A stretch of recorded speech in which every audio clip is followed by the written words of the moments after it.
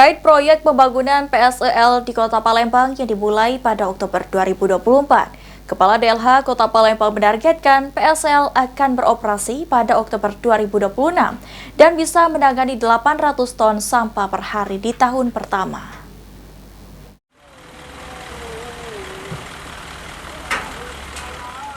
Terkait proyek pembangunan pengelolaan sampah menjadi energi listrik atau PSEL di Kota Palembang yang dimulai pada Oktober 2024, Kepala DLH Kota Palembang Ahmad Mustain mengatakan PSEL Palembang ditargetkan dapat beroperasional pada Oktober 2026. Berdasarkan laporan yang didapat pemerintah Kota Palembang per 30 Desember 2024, pembangunan fisik PSEL sudah di 18% atau sudah sesuai timeline. Timeline konstruksi dan commissioning PSEL direncanakan dalam waktu 24 bulan. Jika sudah beroperasional, PSEL di Kota Palembang bisa menangani 1.100 ton sampah per hari. Namun untuk operasional tahun pertama di 2026, PSEL baru menangani 800 ton sampah per hari. Di tahun kedua 900 ton per hari dan tahun ketiga hingga tahun ke-20 masa kerja akan menangani 1.000 ton sampah per hari. Dengan timeline pembangunan, karena idealnya pembangunan konstruksi berdasarkan perjanjian jual beli listrik itu harus dimulai di Oktober 2024, itu sudah dipenuhi pihak pengembang.